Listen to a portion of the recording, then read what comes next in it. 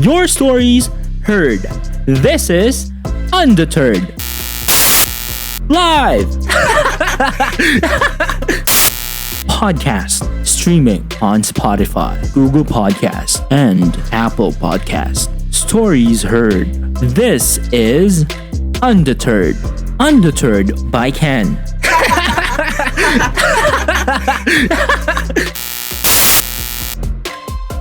Hello everyone and welcome back to another episode of Undeterred by Ken.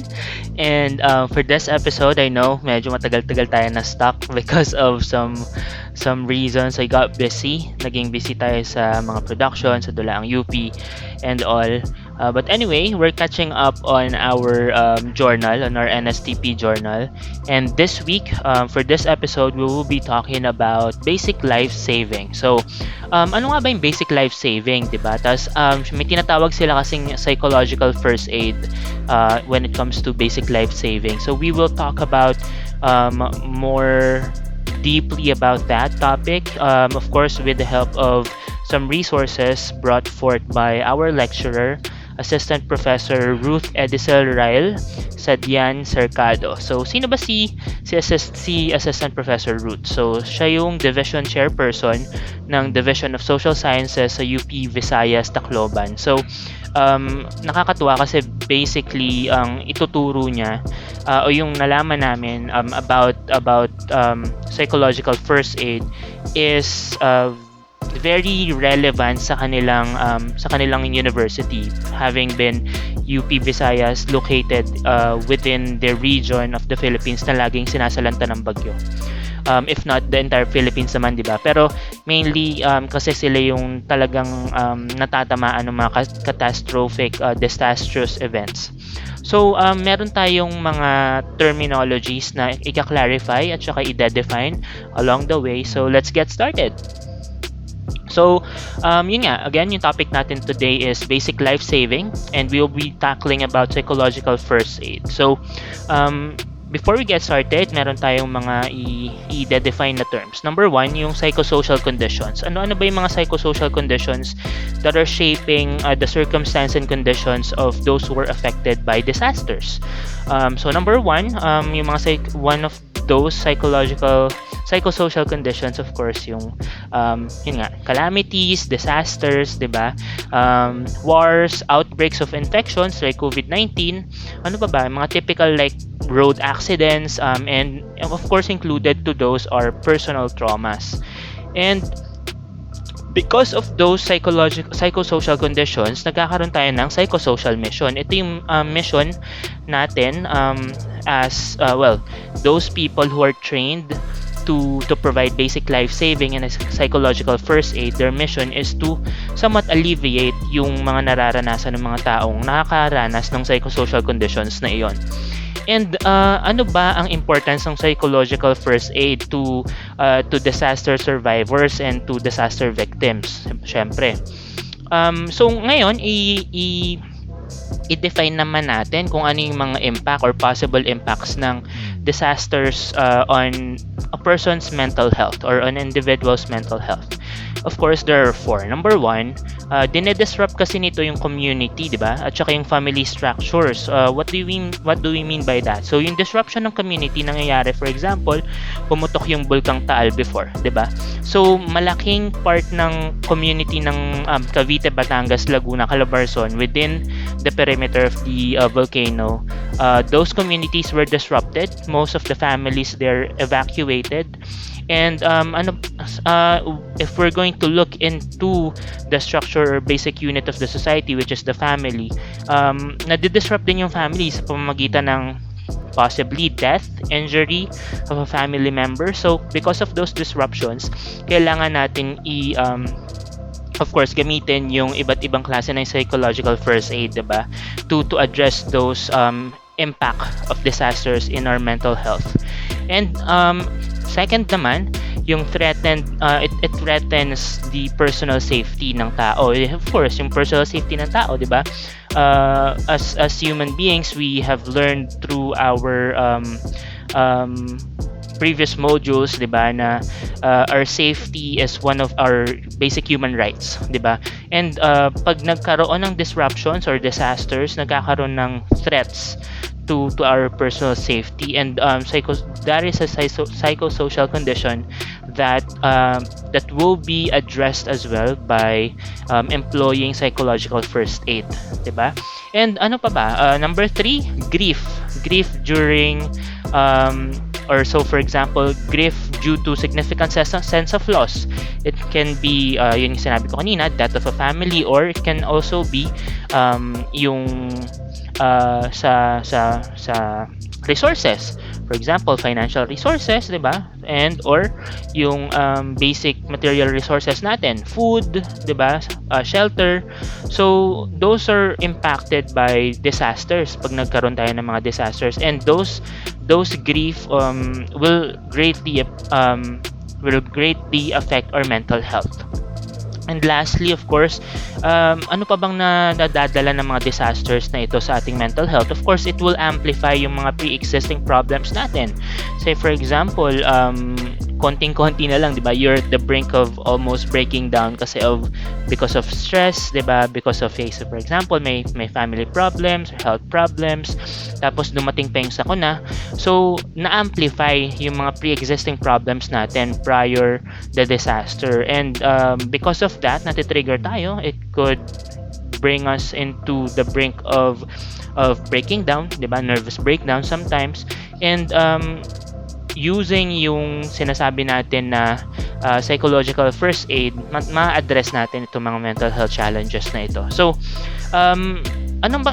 bakit ba importante na alam natin to? So, yung reaction natin to crisis and yung mga events na yon, di ba? Kasi yung mga ibang tao, some of them can easily move on, di ba? They can move on with ease. Pero sometimes, some people require additional support. And this is where the PFA or the psychological first aid will come in. So let's define PFA. PFA, of course, this is an evidence-informed intervention or evidence and informed intervention model na binibigay natin as yung mga trained, certified na nagfa-facilitate nitong psychological first aid during or in the immediate aftermath of a traumatic event. So, ito is designed as well to, number one, limit yung distress na nararanasan ng individual or ng the community, and, of course, to promote yung adaptive coping behaviors. What do we mean by promoting adaptive coping behaviors? On how they're going to address the situation, acknowledge and recognize what happened to them. Without breaking down, 'di ba? Of course, we need to proceed with caution, and we need to address these by following yung certain guidelines and protocols. And number one of the guideline and protocol is this PFA should be given only by trained caregivers. So, hindi pwedeng nabasa mo lang siya somewhere and then you will go to a community and render your service by giving free PFA, di ba? Psychological first aid. No, we need to train you first as a trained caregiver to know what are your boundaries, what are the scope of work, and how are you going to address each individual. So, yun nga, na-address natin kanina, nasabi natin kanina yung mga examples ng mga disasters na ito, such as natural calamities, wars, di ba? Outbreaks of infections, road accidents, and personal trauma. So, there has been a challenge that was brought forth by the COVID-19 pandemic, and one of that is yung challenge on how to roll out yung PFA. Kasi dapat ito individual, face-to-face, one by one. So, ang naging challenge ng COVID-19 pandemic, PFA was only given online or through remote delivery. So, dahil doon, siguro nagkakaroon ng hindi masyadong magandang connection in between yung individual na nakaranas ng traumatic experience. And of course, paano naman ma-address agad, or 'di ba, yung physical touch, empathy, 'di ba? Paano maibibigay yon if this is all online? So, that is one of the challenges during the COVID-19 pandemic. So, let's ask ourselves, why is it important in NSTP to learn the practices of psychological first aid. So number one dito, we know that we are identified, kung alam nyo man, di ba? We were identified as the number 9th, di ba? In the 2020 World Risk Index. What do we mean by that? So this means that we are very susceptible to experiencing natural calamities. Having been located in the Pacific Ring of Fire, given na yan, di ba, na factor na lagi tayo may typhoons, calamities, pag-uga ng lupa, volcanic eruptions, flash floods, landslides, di ba? And those natural calamities could easily lead to disasters and crises. So, importante sa atin, di ba, as NSTP students na malaman, maintindihan, at magamit yung practices on how to provide PFA.